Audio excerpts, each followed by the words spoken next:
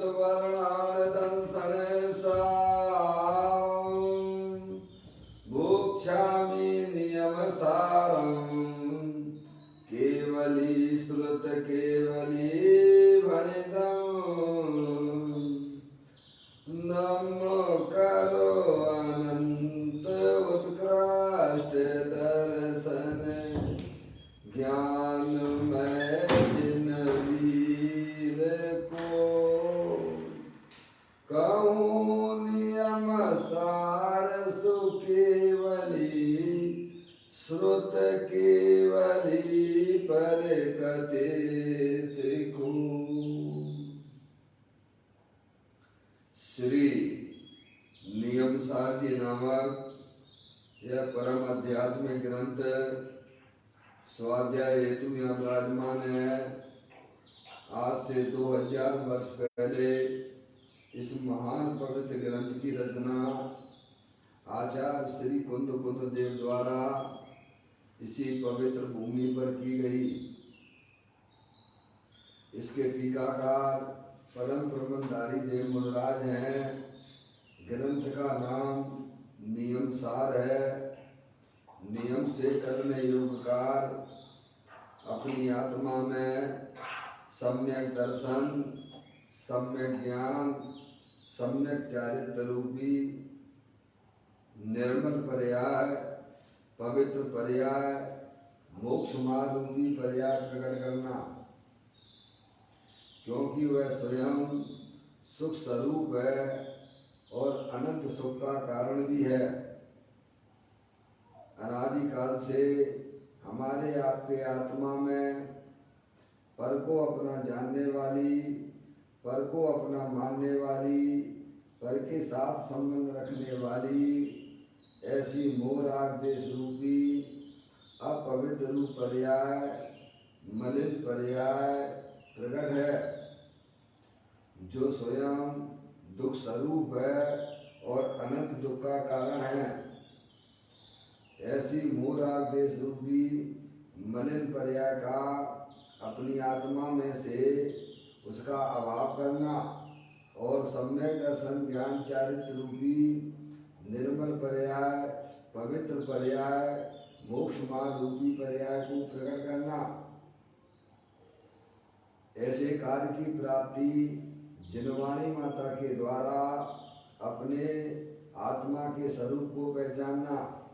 अपनी जो आत्म वस्तु है वह परद्रव पर भावों से भिन्न है और अपने ज्ञानादि अनंत शक्तियों से तीनों काल विद्यमान वस्तु है।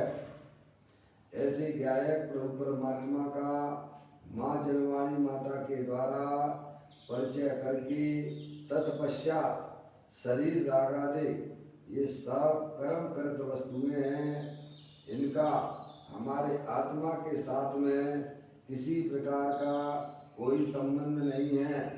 इस प्रकार सम्यक भेद ज्ञान पूर्वक शरीर रागादि का लक्ष्य छोड़ के अंदर जो अखंड ज्ञान ज्योति स्वरूप भगवान आत्मा है वही वास्तव में मेरी वस्तु है, वही मैं हूँ। इस प्रकार उसमें निजपना स्थापित करके शरीर रागादि का लक्ष्य छोड़ के अंदर अखंड ज्ञान ज्योति स्वरूप रूप परिणमन करना वही प्रत्येक आत्मा का कर्तव्य है। देखिएगा उसकी चर्चा आचार्य भगवंतों ने एक एक गाथा, एक एक कलश और टीका के माध्यम से हमें अपने आत्मा के स्वरूप को समझाया है। यहाँ पर नियम सार जी ग्रंथ में 14 अधिकार चल रहा है, जिसका नाम है व्यवहार चारित्र अधिकार। मुनिराज के 28 मूल गुणों की चर्चा इस अधिकार के अंतर्गत आई है। पंच महाव्रत पंच समिति की चर्चा करने के उपरांत मुनिराज की गुप्ती के स्वरूप की चर्चा यहाँ चल रही है। परम प्रबंधधारी देव मुनिराज ने 92 नंबर का यहाँ जो कलश लिखा है उसकी चर्चा अपन यहाँ कर रहे हैं। पाठ कर लेते हैं। भव जीव भव भय उत्पादक सब वचनों का त्याग करें, सहज शुद्ध विलसित चैतन्य चमत्कार का ध्यान करें। पाप तिमिर का पुंज नाश कर अहो सहज जो महिमावन। शोक और आनंद खान है मुक्ति लहे अतिशय भगवंत। यहाँ पर परम प्रबंधाई जी महाराज बहुत सुंदर चर्चा करते हुए इस कलश के माध्यम से जगत के समस्त जीवों को यह समझाना चाहते हैं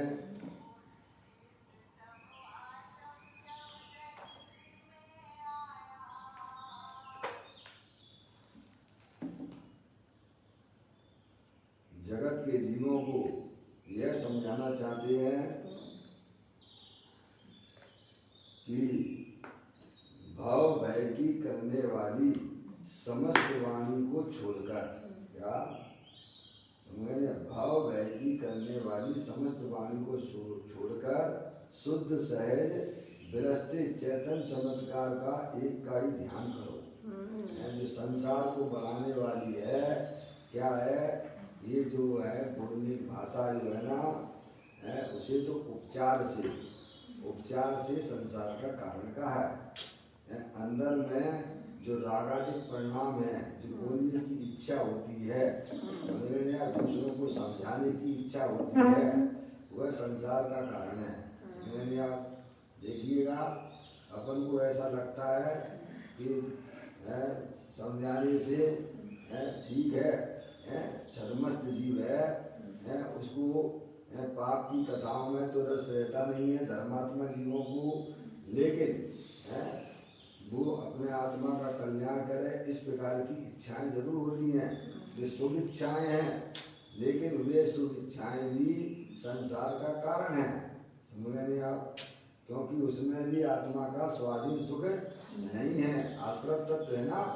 तो मुनिराज को यहाँ कहते हैं जिन्हें अपना संसार चक्र खत्म करना है, पुनः संसार में परिभ्रमण नहीं करना है, उन्हें भय की करने वाली समस्त वाणी को, अशुभ भाव तो मुनिराज की परिणति में होते ही नहीं है, उन शुभ भावों का भी निषेध करते हुए कहते हैं कि तुम इनको भी छोड़कर, कहने भाव भय की करने वाली समस्त वाणी में सब आ गए ना।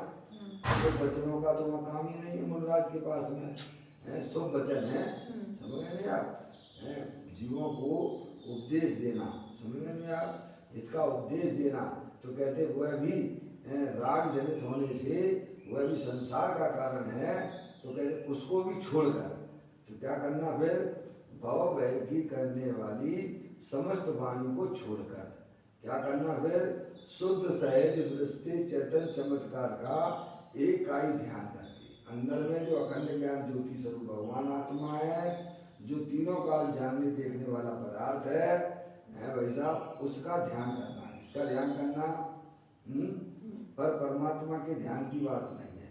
समझे, अपना जो आत्मा स्वयं परमात्मा स्वरूप रूप से है, तीनों काल अखंड ज्ञान ज्योति स्वरूप है, अनंत शक्तियों के भंडार वाला है, ऐसे ज्ञायक परमात्मा के सन्मुख होकर उसमें ही अपनी पर्याय को लीन करना, स्थिर करना है।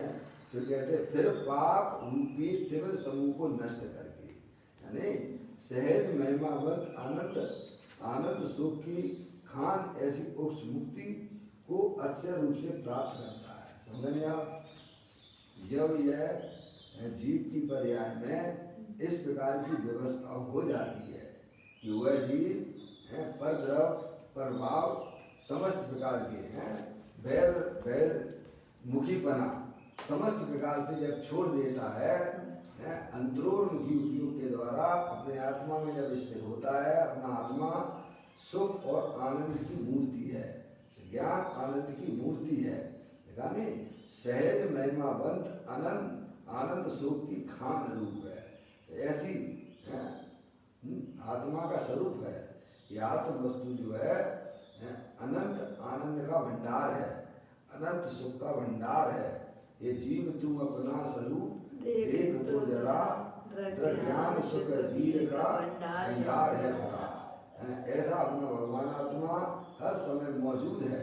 समझे नहीं आप, तो उसमें जब यह परिणति लीन हो जाती है तब उसे जो है केवल ज्ञान और मोक्ष की पर्याय प्रकट हो जाती है। इस प्रकार का प्रेरणादायक ये कलश है। इसके ऊपर पूज्य गुरुदेव श्री ने जो यहाँ व्याख्यान किया है उसको अपन प्रवचन रतन चिंतामणि के माध्यम से इसका अपन वाचन कर रहे हैं। देखिएगा यहाँ पर आपके पास अगर भाग है प्रवचन रतन चिंतामणि 193 पर अपनी चर्चा अपन प्रारंभ करते हैं। देखें मुनराज की लाइन है, शुद्ध सहज विलसते चैतन्य चमत्कार का एक का ध्यान करके। समझ नहीं आप? अब इसके ऊपर पूज्य गुरुदेव श्री ने जो इसका व्याख्यान किया है वो सुन लीजिए आप। अब कहते हैं कि असत्य वाणी बोलने में अशुभ राग होता है। समझे? पीछे पहले चर्चा आ चुकी है। समझ नहीं आप? असत्य वाणी बोलने में अशुभ राग होता है। वह तो ठीक है, अर्थात वह तो छोड़ने योग्य है ही।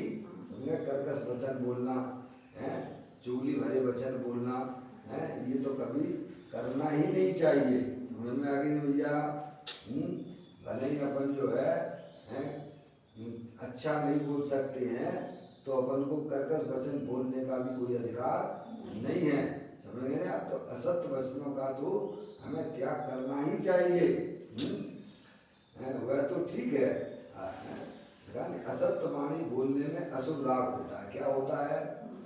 जब आप जो है गुस्से भरे वचन बोलते हो ना तो क्या होता है, आपके परिणामों में भी संक्लिष्ट परिणाम होते हैं। क्या होते हैं भाई साहब?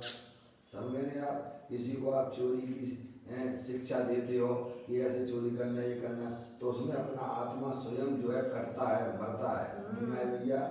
इसलिए ऐसे वचनों को अपने बुद्धिपूर्वक उनको त्याग करना चाहिए। कर्कश वचन नहीं बोलना चाहिए। ऐसे असत्य वचन बिल्कुल भी कदापि उनके बारे में कभी सोचना भी नहीं चाहिए, क्योंकि वे जो है हमारे आत्मा को घात करने वाले होते हैं। देखो मैं वचन बोल रहा हूँ तो उसका मतलब ये हो गया अंदर में अशुभ परिणामों का निषेध है। समझ गए नहीं आप? वचन तो जड़ की क्रिया है, भाषा परिणाम। ठीक है? तो क्या असत्य वाणी बोलने में क्या लिखा? अशुभ भाव हो, अशुभ राग होता है। कौन सा राग होता है? अशुभ। समझ? ऐसा निमित्त निमित्तिक संबंध है। तो क्या असत्य वाणी बोलने में अशुभ राग होता है, वह तो ठीक है, अर्थात वह तो छोड़ने योग्य है ही। बुद्धिपूर्वक की बात है सब है। परंतु धर्म की वाणी कहने में शुभ राग विकल्प होता है। जीवों को समझाना है, उनके आत्म कल्याण की हित की बातें बताना, क्या जब वे है तो शुभ राग है। क्या है वो? वहाँ पर शुभ राग है, लेकिन वह भी छोड़ने योग्य है, क्योंकि वह प्राण सन्मुक्ता है। उसमें आत्मा का कोई स्वाधीनता नहीं है। भगवान की पूजा करते हो आप, भक्ति करते हो, जोर जोर से बोलते हो। जोर जोर से बोलने की जरूरत नहीं है मंदिर में। आप बिल्कुल जो है जिससे किसी दूसरों को तकलीफ ना हो।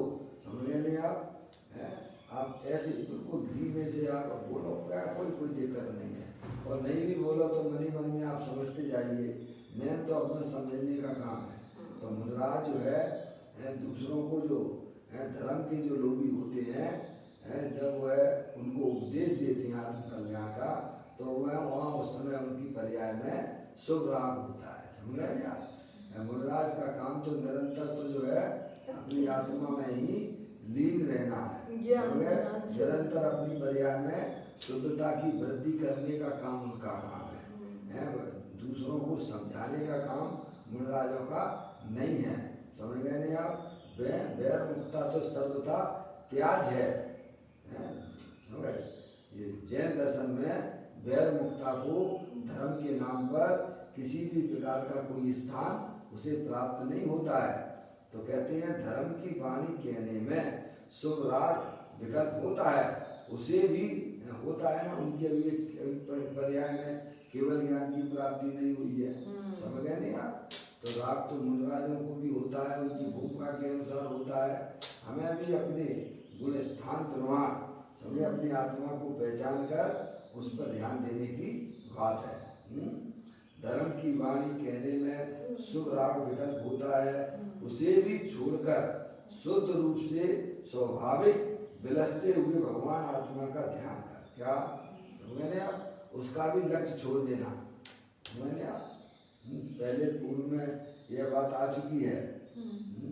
17वें नंबर के समाधि तंत्र में पूज्यपाद स्वामी जी ने ग्रंथ में यह लिखा है कि मैं किसको उपदेश दूं। उपदेश देना हमारा पागलपन साबित होता है। क्यों? क्योंकि सामने वाला जो है वह तो समझता नहीं है, जो समझता है वह हमें दिखता नहीं है। समझ गए आप? क्या मतलब इसका कि सामने वाला जो व्यक्ति बैठा हुआ है तो उसका शरीर दिखता है। कौन क्या दिखता है? शरीर दिखता है। क्या दिखता है? शरीर दिखता है।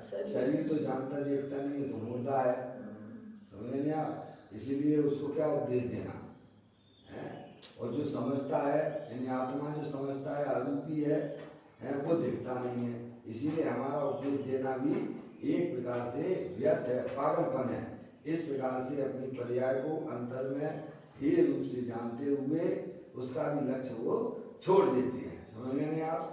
देखो यहाँ भी यही कहते हैं, उसे भी छोड़कर शुद्ध रूप से स्वाभाविक विलसते हुए भगवान आत्मा का ध्यान कर। किसका ध्यान कर? अपना जो चेतन भगवान आत्मा है, जो अनंत शक्तियों के भंडार वाला है, जो सदा जानता रहता है वही वास्तव में आत्मा है। सहज विलसते यानी स्वाभाविक विलसते हुए भगवान आत्मा का ध्यान कर। यानी अपना आत्मा स्वभाव से ही भगवान स्वरूप है। समझे? प्रत्येक आत्मा, समझे ना, प्रत्येक आत्मा जो है भगवान स्वरूप है।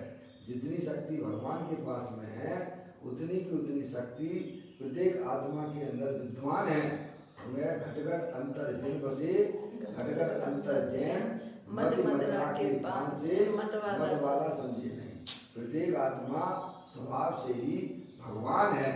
अगर आत्मा स्वभाव से भगवान ना होता तो अत्यंत सिद्ध परमात्मा पर्याय में भगवान कैसे होते? ये तो न्याय की बात है ना। अगर आत्मा स्वभाव से ही अगर भगवान ना होता तो अत्यंत सिद्ध परमात्मा पर्याय में भगवान हो सकते थे क्या? नहीं। अगर दूध में ही घी ना हो तो घी हमें मार्केट में मिल सकता है क्या? नहीं। आपके किचन में मिल सकता है क्या? नहीं। है? अगर तिली में तेल ना हो तो क्या तेल आपको मिल सकता है क्या? ऐसी बात है। ऐसे ही प्रत्येक आत्मा स्वभाव से ही अनंत शक्तियों स्वरूप वाला है। समझ लें आप? जिसे हमने कभी परिचय ही नहीं किया है, कभी हमने जाना ही नहीं है। यही अनंत परमात्मा का वास्तविक उपदेश कहलाता है कि प्रत्येक आत्मा अपने आत्म स्वरूप को पहचाने, कि प्रत्येक आत्मा जो है अनंत शक्तियों के भंडार वाला है। उसमें अनंत शक्तियां विलसित होती हैं। देखो आत्मा ही नहीं होता तो जानता कौन? इन पर पदार्थों की प्रसिद्धि कौन करता? ऐसा विलसता हुआ भगवान आत्मा देह जीवन में विराजमान है। तो ज्ञानी कहते हैं तुम समस्त परद्रव प्रभाव का लक्ष्य छोड़ते हुए सम्यक वेद्यान पूर्वक अपने ज्ञायक प्रभु परमात्मा का ध्यान करो। किसका ध्यान करो? अपनी आत्मा।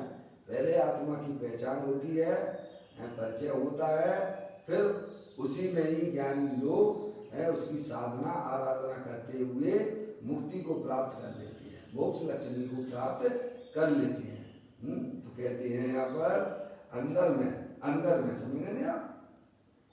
अंदर में भगवान आत्मा शुद्ध रूप से है, जिसमें कभी भी अनादिकाल हो गया अनंत काल हो जाएगा। समय अनंत काल निकल चुका है। आत्मा में कभी भी अशुद्धि नहीं होती है। अरे आत्मा में तो छोड़ो, जगत के जितने भी द्रव है ना, द्रव अपेक्षा से सभी द्रव शुद्ध हैं। समझ रहे हैं आप? सभी द्रव शुद्ध हैं। शुद्ध का मतलब ये है कि परद्रव की जिसमें मिलावट ना हो। देखो पंडित टोडरमल जी साहब ने निश्चय भाषी के प्रकरण में मोक्ष मार्ग प्रकाशक में शुद्धता दो प्रकार की बताई है।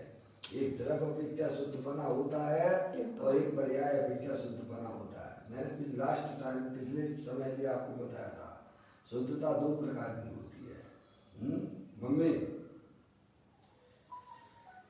मम्मी आवाज आ रही है? पप्पू भैया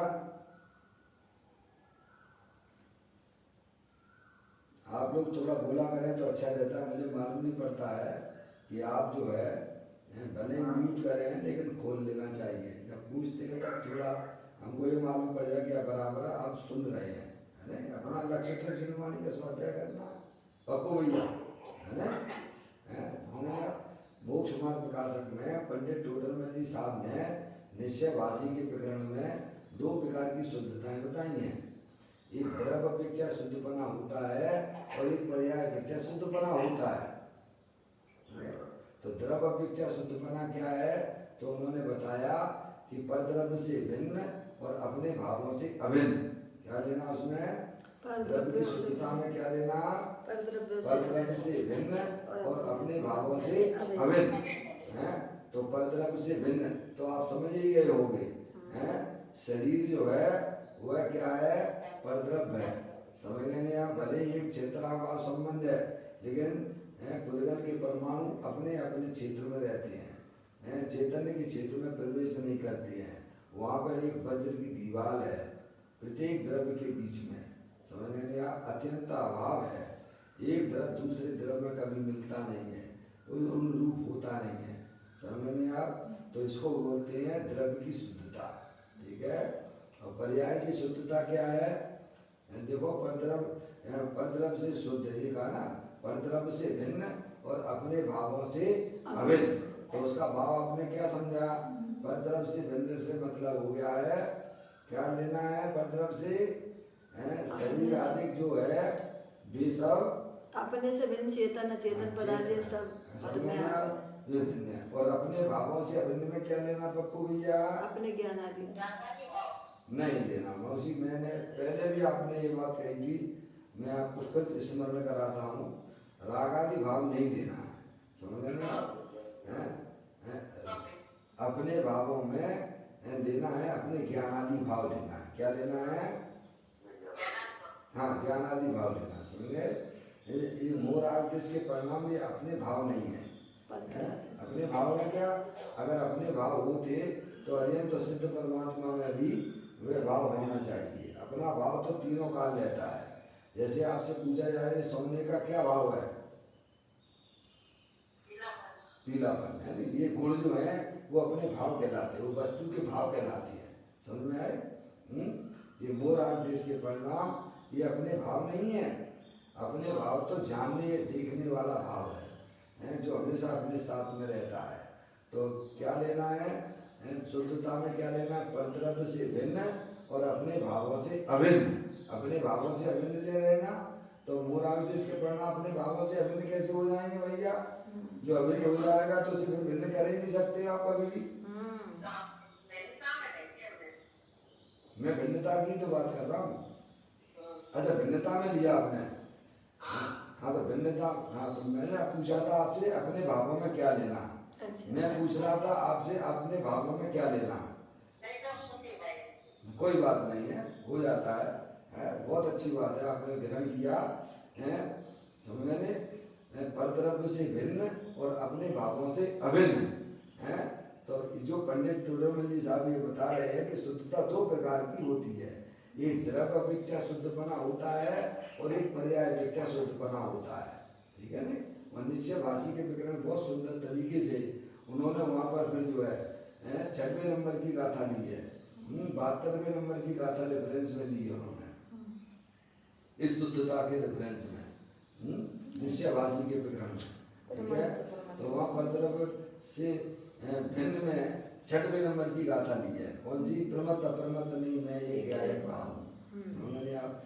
तो यहाँ शुद्धता में क्या लेना? द्रव्य की शुद्धता में परद्रव्य से भिन्न और अपने भावों से अभिन्न है। तो परद्रव्य से भिन्न में क्या चला गया? परद्रव्य से तो स्पष्ट जो परद्रव्य है, समझ गए नहीं आप? जैसे पुद्गल है, धर्म द्रव्य है, अधर्म द्रव्य है, आकाश द्रव्य है, काल द्रव्य है, और जितने भी चेतन पदार्थ हैं वे सब हमारे आत्मा से भिन्न हैं। समझ गए नहीं आप? और अपने भावों से अभिन्न में अपने जो गुण हैं वे अपने वो है। तो ये अनादि अनंत शुद्धता है। समझ गए? ये अनादि अनंत शुद्धता है। इसमें कभी भी अशुद्धता होने वाली नहीं है। समझ में आएगी नहीं आई? तो शुद्धता में क्या लेना कि पर द्रव्य से भिन्न और अपने ज्ञानादि अनंत गुणों सहित, तो वो होगी द्रव्य की शुद्धता। और पर्याय की शुद्धता क्या है? औपाधिक भाव। जो औपाधिक भावों का अभाव लेना। क्या लेना मौसी? हाँ, जो औपाधिक भावों के पर्याय में होने वाले जो औपाधिक भाव है उनका अभाव, ये पर्याय की शुद्धता है। क्या शुद्धता? दो प्रकार की हो गई, एक द्रव्य अपेक्षा शुद्धपना और एक जो है पर्याय अपेक्षा शुद्धपना। तो औपाधिक भावों का अभाव ये पर्याय की शुद्धता है। तो औपाधिक भावों की अभाव कैसे होता है?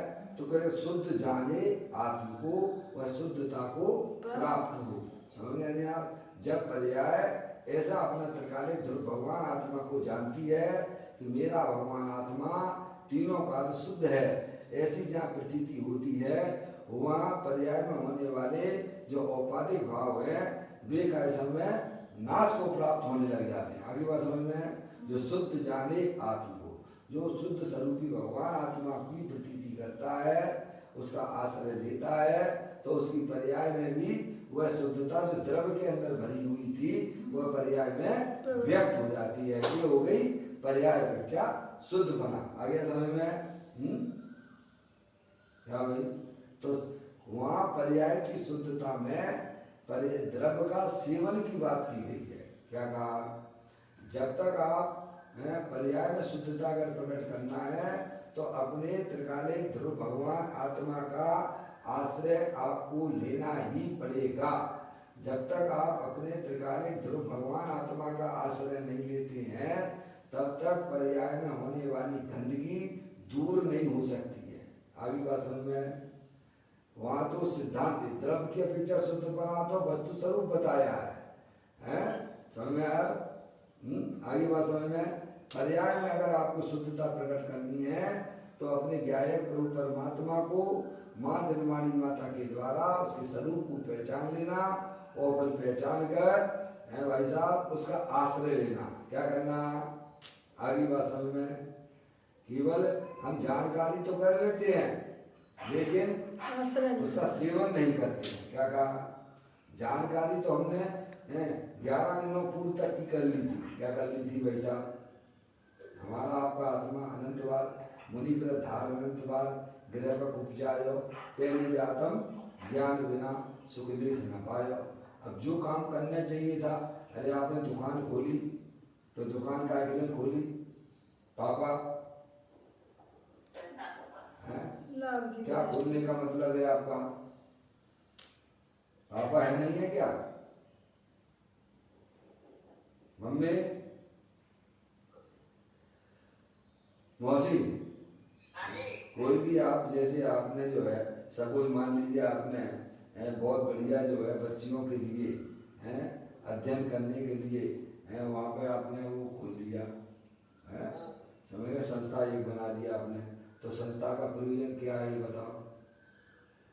सब आपने ट्रस्टी बना दिए, सब बना दिए हैं, तो यहाँ बच्ची आएँ बढ़िया तरीके से पढ़ें, शिक्षित हों, अपने आत्म कल्याण की बातें जानें, और ये काम नहीं हुआ तो संस्था बोलना क्यों कम है? हाँ, उसी के लिए किया ना। और उसमें बच्चे ढंग से ना पढ़ें, उनकी पढ़ाई ना हो पाए, तो बता खोलने का क्या मतलब निकला आपका? आपका लक्ष्य क्या था? आपका लक्ष्य यही था कि यहाँ बच्चियाँ आएँ, सब अपनी आत्मा के कल्याण की बातें सुने, और वो तो ना हो फिर लौकिक पढ़ाई में मन लगा दो उनका। नहीं आई समझ में?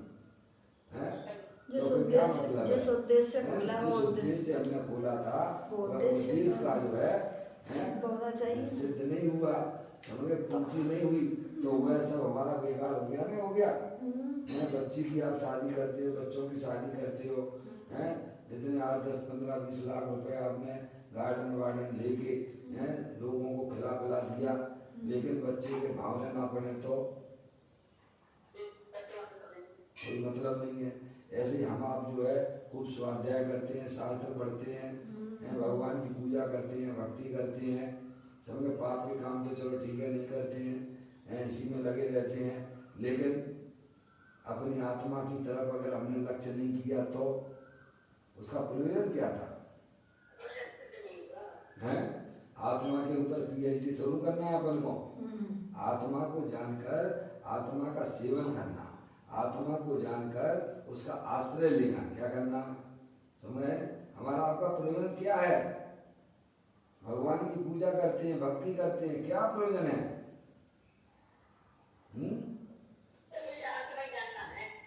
आप देखो वहां बोलते हो, भगवान का जब प्रचार करते हो बोलते हो परिणामों की शुद्धता के निमित्त जिनबिम, इसीलिए मैं निरखता इनमें निज प्रतिबिंब। भगवान के दर्शन करने का प्रयोजन क्या है? परिणामों की स्वच्छता के हे प्रभु, मेरे आत्मा की पर्याय में जो विविध प्रकार के मूल आदेश के परिणाम होते हैं जो अशुद्ध रूप से हैं, इनके अभाव के लिए करता हूँ। किसके लिए करता हूँ? तो प्रभु कहते हैं इनका अभाव हमारी तरफ देखने से नहीं होगा, तुम अपनी तरफ देखोगे तो तुम्हारी पर्याय में ये अशुद्धता चली जाएगी। अब हम ये काम नहीं करते हैं, गए भगवान पे, भगवान को अर्घ चढ़ा दिया, शास्त्र भी पढ़ लिए और अपन समझते थे हमने बहुत बड़ा काम कर लिया। क्या समझने लग जाते हैं? अरे इससे बढ़िया तुमने अनंत प्रकार पहले इससे भी बढ़िया काम किए थे, हम भूल गए हैं सब कुछ। माँ जन्माणी माता हमको याद दिलाती है कि ये तो तुम अनंत बार कर चुके हो। मुनि वृद्धार अनंत बार गिरवक उपजायो, पहले आत्म ज्ञान बिना सुख देश न पाया। अपने आत्मा की अनुभूति करने के लिए हमने सभी अनुष्ठान किया था। क्या किया था? काय के लिए किया था? बोलो। 24 घंटे में हम धर्म के नाम पे क्या कर रहे हैं? 24 घंटे की बात करता हूँ, यही चाकरी कर रहे हैं। 24 घंटे में कब हम अपनी आत्मा का लक्ष्य करते हैं, अपनी आत्मा का आश्रय करते हैं? हम तो आपको 8-10 मिनट बैठाते हैं, हमें उसमें भी लोग जो है अपने किचन का काम करने लग जाते हैं, बर्तन बजने लग जाते हैं उसमें, हैं? और कैसे में वो जो है बच्चे बच्चियां आ गए उनमें लग जाते हो। हमने कोई अपने लिए कोई निर्धारित स्थान भी नहीं बनाया अभी तो, कि हमें अपने आत्म कल्याण के लिए बैठ के शांति से अपने आत्मा से मिलने के लिए इतना बड़ा घर बना दिया आपने। क्या कहा? लेकिन ऐसी जगह नहीं बना पाए हो जहाँ किसी का आना जाना ना हो। क्या बताओ, क्या मतलब? इतना घर बड़ा बनाने से क्या मतलब है? जहाँ अपने आप आत्मा का एकाग्रचित होकर भाई साहब सब द्रव्यों से बिल्कुल शांति से बैठ सको, ऐसा कौन सा स्थान है आपके घर में? है तो उसका उपयोग क्या करते हो आप?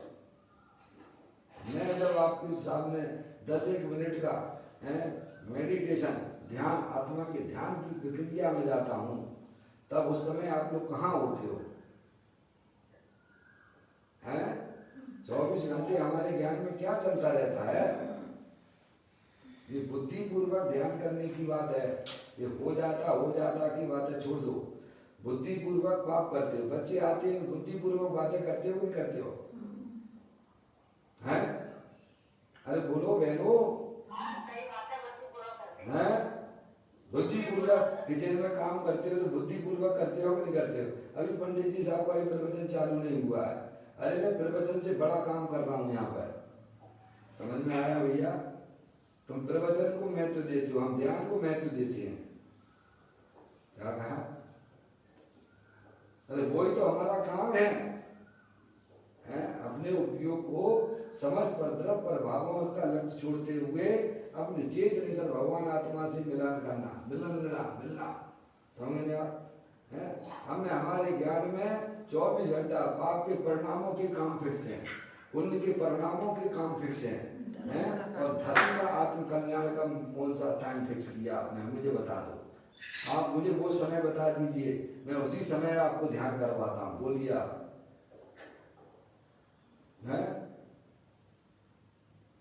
भैया समझ में आ रही सभी को? इसीलिए मैं आप लोगों से कहता हूँ कम से कम बुद्धिपूर्वक आप हमारे उस ध्यान के समय 10 बजे से 10 मिनट का ध्यान होता है। क्या आप गुरुदेव श्री का एक किसी का भी पढ़ लीजिए, यहाँ भी कहते हैं बुद्धि पूर्वक छोड़ने की बात की है। क्या कहा है? राग को बुद्धि पूर्वक छोड़ने की बात है, क्योंकि हमने बुद्धि पूर्वक ग्रहण किया है तो बुद्धि पूर्वक हमको छोड़ना पड़ेगा।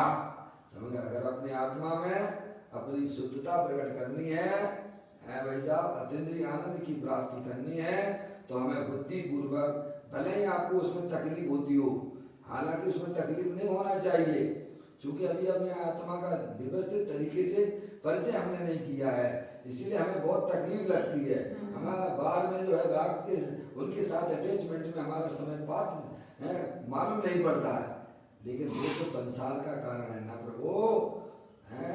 वो कहाँ है? वो जब मूलराज बुद्धि पूर्वक राग को छोड़ते हैं, सब राग को छोड़ते हैं, तुम पाप को भी नहीं छोड़ पा रहे हो। गजब हो रहा है क्या? मूलराज तो जो है शुभ राग को भी छोड़ने के लिए तैयार खड़े हुए हैं, और पाप को भी नहीं छोड़ पा रहे हैं। अरे बैठो तो, भले ही आपका मन नहीं लगता है, फिर भी मन लगाने लायक है। क्या कहा? क्योंकि इसके अलावा कोई दूसरा कोई मार्ग जाता नहीं है। समझ में आ गई मौसी? सब काम छोड़ देना चाहिए उस समय, जिस समय में ध्यान की प्रक्रिया का मैं आता हूँ, उस समय आपको सारे कार्य छोड़ देना चाहिए। निर्वर्ती लेकर अपना जो स्थान वहां पर जाकर मेरे साथ में रहिए आप। समझ में आया भैया? अगर आपको अपनी आत्मा का कल्याण करना हो, अपनी आत्मा में शांति की प्राप्ति करना हो, तो सर्वज्ञ देव द्वारा बताया गया जो विधि विधान है उसमें हमें बराबर जुड़ते रहना चाहिए। करत करत हुआ अभ्यास से जड़मत भूत सुजान, रस्सी आवत जात से सिर पर पड़े निशान। समझ में आया भैया? हमारा काम मात्र जो है चर्चा करने का नहीं है, चर्चा के साथ में चर्या करना भी सीखिए। क्या करना? तब हमारे प्रयोजन की सिद्धि होती है। मात्र चर्चा करने से भाई साहब हमें कोई विशेष लाभ की प्राप्ति नहीं होगी। देखो यहाँ तो मूलराज बुद्धि पूर्वक कहते हैं धर्म की वाणी कहने में शुभ राग विकल्प होता है। क्या होता है? शुभ राग होता है। जीवों को हित की चर्चाएं, हित की बात करना, वह पर्याय में शुभ राग है। समझ गए आप? होता उसे भी छोड़कर, क्या कहते हैं? उसे भी छोड़कर, क्या कहा जा रहा है? उन वचनों को भी अंदर में होने वाले शुभ राग जो हितरूप वचन है, क्या उनको और अंदर में होने वाले राग की परिणति को भी छोड़कर आगे भैया से हमें, अरे हमारे पंच परमेष्ठी हमको क्या समझाना चाहती हैं? ये बात तो हमारे ज्ञान में बैठना चाहिए, नहीं बैठना चाहिए। वो केवल बैठना ही नहीं है और हमको उस पर चलना भी है। क्या कहा भैया? तो यहाँ कहते हैं धर्म की वाणी कहने में शुभ राग विकल्प होता है, उसे भी छोड़कर फिर क्या करते हैं? शुद्ध रूप से शुद्धता का हमने आपको बता दिया। प्रत्येक आत्मा चाहे कैसा भी एक इंद्रिय का जीव भी हो, वह भी शुद्ध है। समझे? क्योंकि उसकी आत्मा में भी किसी भी परद्रव्य की मिलावट होती नहीं है। समझ गए आप? ऐसे शुद्ध रूप से स्वाभाविक विलसते हुए, क्या समझे आप? स्वाभाविक जिससे किसी ने बनाया नहीं है, ऐसा अपना भगवान आत्मा तीनों काल शुद्ध है और अनंत शक्तियों की भंडार वाला है। समझे आप साहब? वो हमारे पास में भी है, आपके पास में भी है। हम और आप सब आत्मा हैं। कोई भी मनुष्य नहीं है, कोई भी स्त्री नहीं है, कोई भी रागी द्वेषी नहीं है। सब चेतनेश्वर भगवान आत्मा है, अनंत शक्तियों के भंडार वाले हैं। समझ आए भैया? अब इसमें नहीं समझने की बात कौन सी है? हर बात को तर्क से, युक्ति से, न्याय से हमें समझना चाहिए। अगर अपने निज वैभव का जन्म प्राप्त करना हो, आचार्य कुंकुम देव ने हमें सब कुछ सिखा दिया है। आगम की अभ्यास से, युक्ति के अवलंबन से पर अपर गुरु के उपदेश से और स्वान भव के द्वारा मेरे आत्मा में निज वैभव की प्राप्ति हुई है भाई साहब। आपको भी करना है तो सीधे पे आना पड़ेगा। सही बात समझ में आया भैया? जो हमारे पंच परमेष्ठी ने किया है, जो समस्त देश प्रति सम्यक दृष्टि जीव करते हैं, इसी विध में हमें अपनी पर्याय को लाना पड़ेगा। पड़ेगा शब्द बोल रहा हूँ, समझ में आया भैया? स्वच्छंदता का बिल्कुल भी अवकाश नहीं है। हलवा बनाने की विधि तो एक ही होती है ना मौसी, ऐसा नहीं कि आप हलवा अपने तरीके से बनाए, हम अपने तरीके से बनाए तो हलवा नहीं बनेगा, वो लपसा बनेगा। समझ में आया भैया? हलवा बनाने की विधि तो एक ही हुआ करती है। ऐसे ही संसार सागर से दूर होने की विधि तो एक ही है कि अपने आत्मा के स्वरूप को पहचानो और उसका आश्रय लेना, उसी के आश्रय से अपनी जिंदगी प्रारंभ करना, तो आप जो है भव सागर से तिर जाओगे। बाकी दूसरा तो वैर मुक्ता तो सैया बारी बार घूमने का काम है। समझ गए आप? तो यहाँ बुद्धि पूर्वक सारी बातें जो हो रही हैं उसे भी छोड़कर शुद्ध रूप से स्वाभाविक विलसते हुए सदा जानने वाला रहता। कब नहीं रहता हमारा आत्मा? कब आप जानने वाले नहीं रहते हो? ऐसा कौन सा समय जिस समय आप जानने वाले नहीं रहते हो? अपने आत्मा में जागृति लाइए। समझे? मैं चेतने सर हूँ, मैं जानने देखने वाला पदार्थ हूँ, मैं शरीर नहीं हूँ। है भाई, ये राग द्वेष के परिणाम तो अज्ञानता में से पैदा होते हैं, चले जाते हैं। हमारी आत्मा के साथ उनका किसी प्रकार का मेल होता ही नहीं है। समझ गए आप? ऐसा सम्यक वेद ज्ञान जिस जीव की पर्याय में होता है भाई साहब, वो अपनी आत्मा का आश्रय लेते हुए मोक्ष मार्ग में आगे बढ़ता है। उसे भी छोड़कर शुद्ध रूप से स्वाभाविक विलसते हुए भगवान आत्मा का ध्यान कर। किसका ध्यान कर? स्वाभाविक आत्मा का। समझ गए आप? अज्ञानी भगवान के सामने भी बैठा हो, मंदिर में बैठा हो, तो भी आत्मा का ध्यान नहीं कर सकता है। और ज्ञानी दुकान पे भी बैठा हो, किचन में भी काम कर रहा हो, तो भी ध्यान कर लेता है। क्या कहा? बोल गया। अज्ञानी भगवान के सामने बैठा हो, वो भगवान की भक्ति कर रहा हो, चुपचाप बैठा हो, भगवान को निहार रहा हो, तो भी अपनी आत्मा का ध्यान नहीं कर पाता है। और ज्ञानी भले किचन में काम कर रहा हो, दुकान पर बैठा हो, तो भी वह ध्यान करता है। समझ गए आप? ध्यान का मतलब ये है कि आपकी पर्याय में किसको मुख्य किया जा रहा है।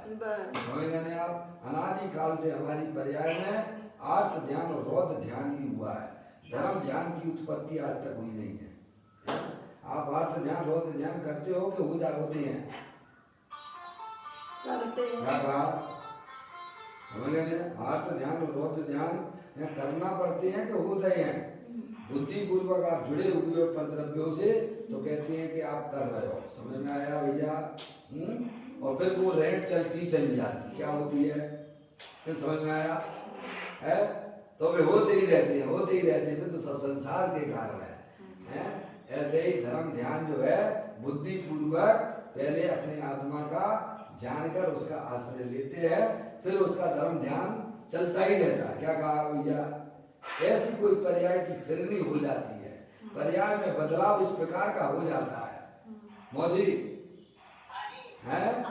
एक बार तो करना पड़ेगा ना बुद्धि पूर्वक, एक बार तो बुद्धि पूर्वक हमको जुड़ना ही पड़ेगा। है? इस प्रोग्राम में अगर आप नहीं जुड़ोगे, इस विधि विधान में अपनी पर्याय को नहीं लाओगे, तो कभी भी नहीं ला सकते हो आप। मनुष्य पर्याय में नहीं ला पा रहे हो, तो क्या त्रियंच गति में क्या खाक लाओगे क्या? ना सारी आपको व्यवस्थाएं सब अनुकूल हैं आपके पुण्य की वजह से। वहां पर हम अपने अभी जब मैं बैठता हूँ 10 मिनट के लिए, हैं, तो आपके ऊपर जो है कितने कितने बच्चे आ जाते हैं, किचन का काम दिखने लगता है, ये दिखने लगता है। अरे मूर्खो, अब तो कम से कम जागृत लाओ। इस समय तो मात्र हमें अपने आत्मा की कल्याण करना है, मुझे किसी की नहीं सुनना है। अंदर में इस प्रकार में पर्याय में उलसित वीर होना चाहिए। क्या कहा भाई साहब? है? मौका मिला है तो चूकने की बात नहीं है। समझ में आया? चूक मत चौहान, दौर समझ सुन चेत सयाने, काल प्रथा मत खोबे, ये अनुभव पर मिलन कठिन है जो सम्यक नहीं होवे। समझ नहीं आ भाई साहब? आप सब तरफ से जिस समय मैं 10 मिनट के लिए यहाँ ध्यान की प्रक्रिया में आता हूँ उस समय आपको सब तरफ से बिल्कुल लॉकडाउन कर दीजिए आप। या भले हमारा मन नहीं लगता है तो भी हमें मन लगाने का प्रयत्न करना चाहिए। समझिए, बच्चा फेल हो जाता है तो इसका मतलब ये नहीं हो जाता है कि वो पढ़ना ही छोड़ दे, हैं? प्रयास करता है कि नहीं करता है? भले हमारा मन नहीं लगता है तो चिंता मत करो, क्योंकि मन लगाने लायक तो एक अपना शुद्ध आत्मा ही है। यहाँ नहीं लगाएंगे तो आप बताइए कि त्रियंच गति में लगाओगे कि नरक में लगाओगे? बोलिए, हैं? आप सोचिए, विचार करिएगा, हैं? इसीलिए मैंने करीब 4 सालों से इस ध्यान की प्रक्रिया के लिए बोलने से पहले अपना काम करना, क्या बोलने से पहले अपना काम करना, समझ गए आप? ये उपदेश देना है, समझाना, समझाने का काम हमारा नहीं है। हमारा काम तो अपनी आत्मा में मस्त रहने का। क्या काम है भाई साहब? अपनी आत्मा को पहचान कर अपनी आत्मा में मस्त रहना। बाकी जो हो जाए तो हो जाए, नहीं हो जाए तो नहीं हो जाए, हैं? हम किसी के करता धरता नहीं है, एक तरफ दूसरे तरफ को समझा सकता नहीं है। ऐसे हमारे गुरुओं ने हमें समझाया है। क्या भैया? देखिएगा भाई साहब, मैं तो आपसे कह सकता हूँ, आपको अच्छा लगे तो धन्यवाद, और नहीं लगे तो भाई साहब हमारी बात हमें दे देना वापस। देखिएगा, यहाँ कहते हैं बैठना चाहिए बुद्धिपूर्वक, हमें अपने लोगों से दूर रहना चाहिए। समझ रहे हैं आप? अपने पास स्थान नहीं है तो स्थान को खोजिएगा। क्या मैं बता रहा हूँ आपको, बिल्कुल एकदम शांति होना चाहिए, है? उस समय किसी का आना जाना ना हो। अरे मुझे अपना काम करना है, अब अपन आप तो सो है पके हुए फल की तरह हैं, अब क्या आशा रखते हो? 50, 60 साल, 70, 50, 60 साल हो गए हैं, अभी भी कोई जिंदगी मनुष्य पर्याय की जीने की आशा लगा के रखे हो, और ऐसे कोरोना वायरस की के आने पर गजब हो गया है भाई साहब। बताइए, अगर हमारी पर्याय ने अपने ज्ञान प्रभु परमात्मा का आश्रय नहीं लिया तो हमारी पर्याय का क्या होगा? हमारी आत्मा का क्या होगा? कभी हम सोचते हैं? समझ में आया भैया? यहाँ तो सारी बात बुद्धिपूर्वक चलती है। देखिएगा, धर्म की वाणी कहने में शुभ राग विकल्प होता है मनराजों को, क्योंकि अभी उनकी पर्याय में पूर्ण वीतराग दशा की प्राप्ति नहीं हुई है, यानी केवल ज्ञान की प्राप्ति नहीं हुई है। इसीलिए उनकी भूमिका में वह शुभ राग विद्वान है, उसको भी मनराज बुद्धिपूर्वक उसका लक्ष्य छोड़ देते हैं। क्या कहा भाई? तो कहते हैं उसे भी छोड़कर फिर क्या करते हैं?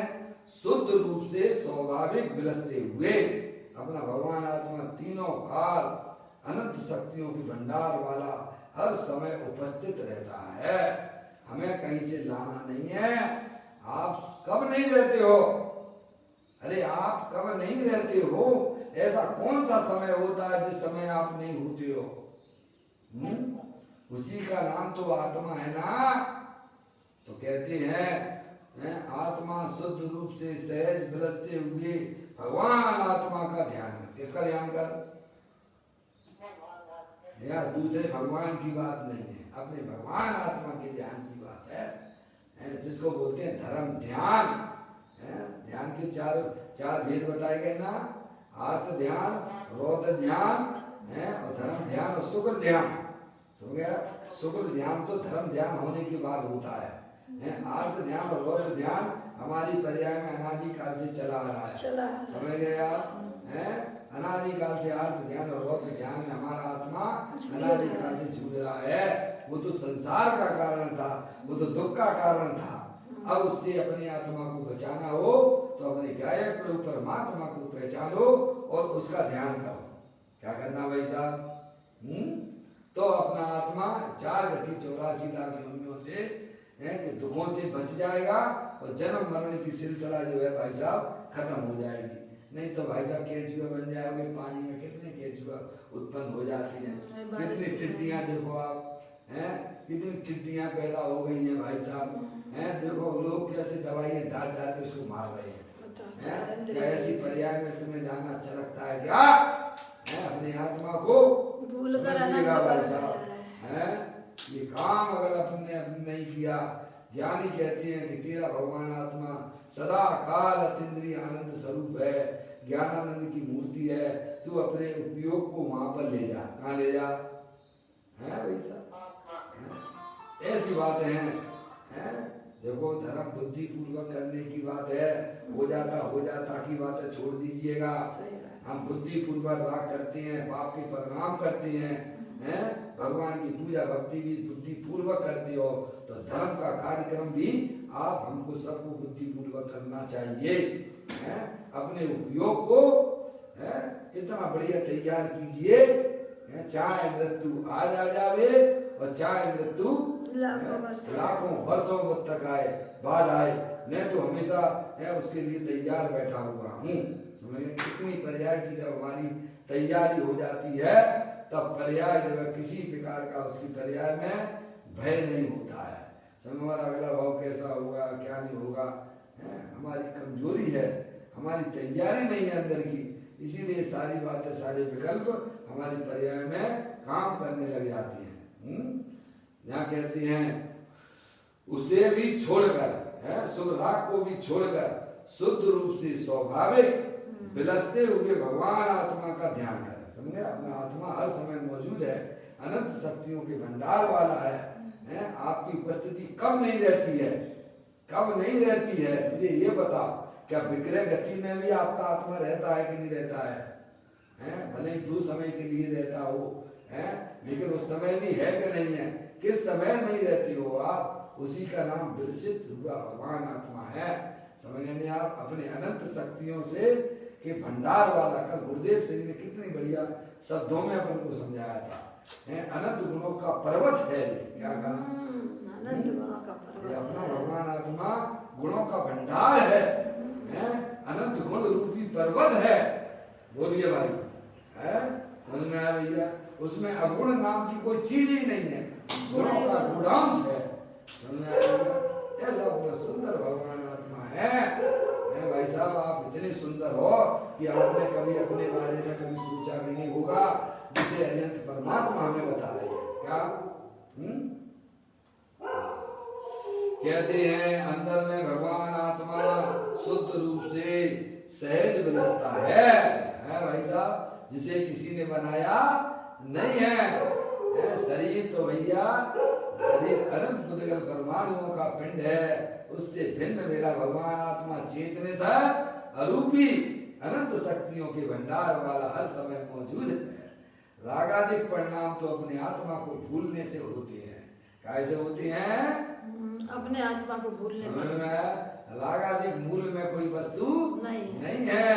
जीव जुदा और पुद्गल जुदा, यही शास्त्र का सार। इसी वचन से समझ ले जिन प्रवचन का सार भैया। समझ में आया भैया? जीव जुदा पुद्गल जुदा है भाई साहब। इतना अगर समझ में नहीं आता है तो भाई साहब राग भी हमारे आत्मा से जुदा है। समझ गया? समझने वाले तो शॉर्ट में ही समझ जाते हैं, और नहीं समझने वालों को तो भाई साहब आप कितना भी कुछ भी खूब समझाओ तो भी उनकी समझ में कुछ आता नहीं है। अंदर में भगवान आत्मा शुद्ध रूप से सहज विलसता, अर्थात स्वाभाविक खिला हुआ। कैसा है? विलसता का मतलब खिला हुआ। जैसे कमल जो है ना पानी में कैसा खिला रहता है, ऐसा ही अपना भगवान आत्मा चेतन से अंदर में खिलावट वाला है। समझ में आया भैया? आगे बात समझ। इतना अंदर बढ़िया सुंदर कहते हैं स्वाभाविक खिला हुआ चैतन्य चमत्कार में प्रभु है। बोलिएगा है? अर्थात भगवान आत्मा में तो चैतन्य चमत्कार भरा हुआ है। समझ में आया भैया? उसको अपन नहीं पहचान पा रहे हो भाई। कहते हैं भगवान आत्मा में तो चैतन्य चमत्कार भरा हुआ है। उसकी चमत्कार की क्या बात है ना। ऐसे चैतन्य चमत्कार में आत्म तत्व का एक का ही ध्यान कर। क्या करना है? अरे परमात्मा ने क्या है आपको एक ही तो ड्यूटी दी है। क्या ड्यूटी दी है? बोलो क्या ड्यूटी दी है भगवान ने? एक ही काम बताया है आपको मौसी, एक ही काम बताया है भगवान ने, अरिहंत परमात्मा ने। क्या भाई साहब? अपने आत्मा का ध्यान करो, अपने आत्मा को जानो, अपने आत्मा को पहचानो, अपने आत्मा का ध्यान करो। प्रभु आपने ज्ञाय को बताया, तीनों लोक में नाथ अनुपम बताया। अनुपम बताया क्या? प्रभु आपने ज्ञाय को बताया, तीनों लोक में नाथ अनुपम बताया। मुझे आज यही रूप मेरा मुझे आज भाया।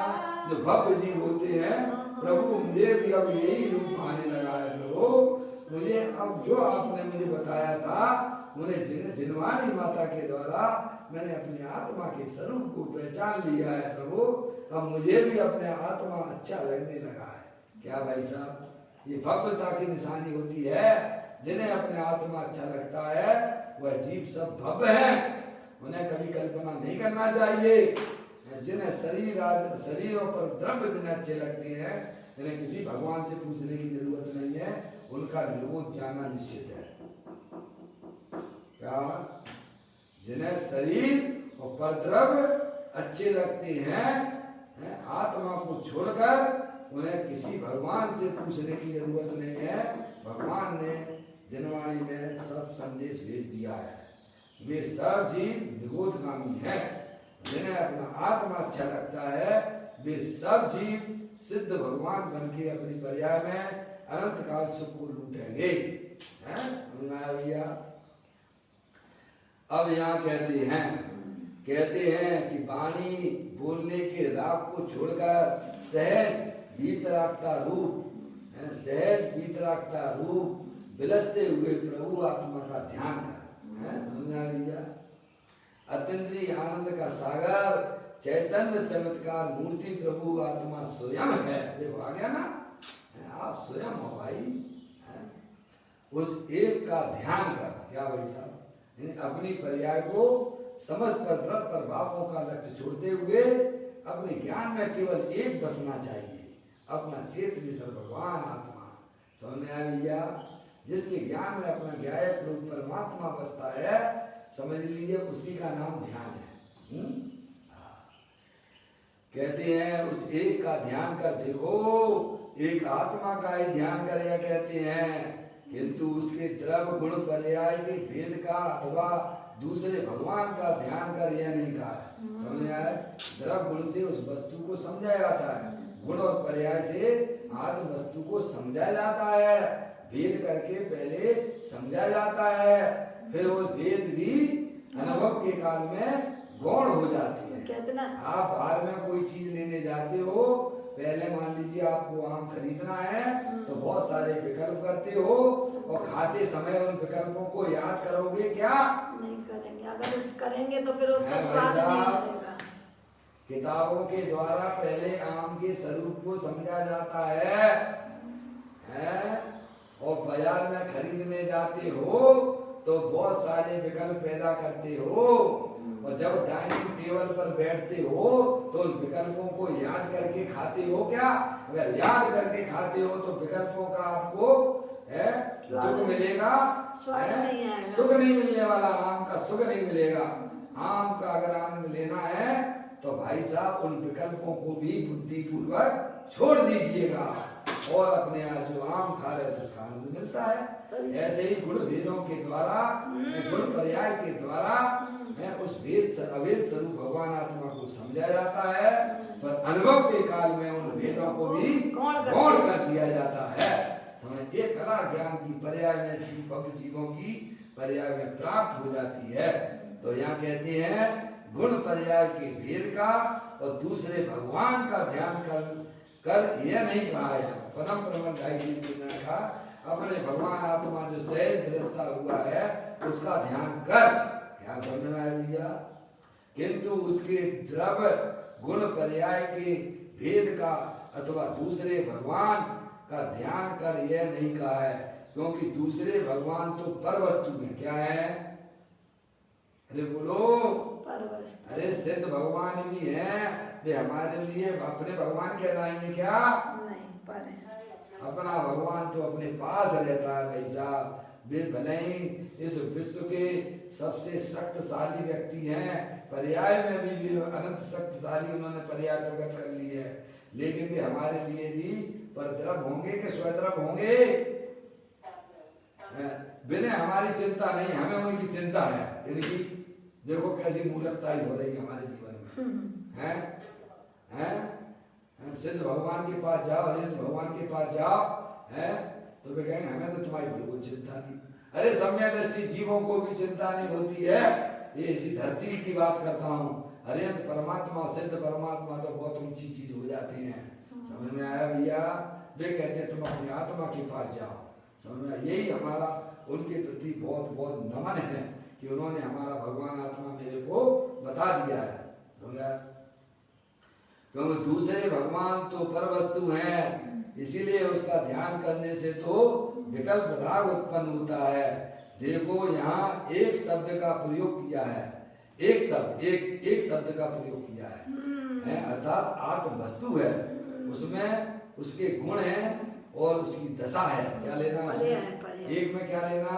उसके गुण और उसकी पर्याय, दशा यानी पर्याय। इसके अलावा वस्तु में कुछ नहीं होता है। समझ गए आप? प्रत्येक वस्तु होती है अपने अनंत गुणों सहित होती है और अपनी एक एक समय की पर्याय, अनंत गुणों की अनंत पर्याय के साथ में आत्मा हर समय मौजूद रहता है। ऐसे वेद कहते हैं एक शब्द का प्रयोग किया है, अर्थात आत्म वस्तु है, उसमें उसके गुण हैं और उसकी दशा है। ऐसे भेद नहीं है। समझ गए ना? एक देखिए जानिए, रम रहिए एक और, समर विमल न विचारिए, यही सिद्ध नहीं और। सब गुण पर्याय के भेद भी प्राप्त हो जाते हैं। अपितु प्रभु आत्मा तो एक रूप चैतन्य पिंड है, उसका एक का ध्यान कर देखो, यह मोक्ष का मार्ग है। समझ में आया? मोक्ष का मार्ग जब प्रारंभ होता है, जब आपकी पर्याय अपने ज्ञान प्रभु परमात्मा के सन्मुख होती है, तब मोक्ष मार्ग के दरवाजे खुल जाते हैं और 4 गति 84 लाख योनियों के परिभ्रमण से हमारा आत्मा छूट जाता है। इस प्रकार से सुंदर चर्चा अपन ने यहाँ पढ़ी है। अभी चर्चा इस कलश की आगे बाकी है, कल अपन फिर प्रारंभ करेंगे। निज निधि निज में बताई, ये अनंत अनंत उपकार है, उसके लिए दिनवाणी मानो वंदना सतवार है, वंदना सतवार है। 9 बार नमो कर्मन।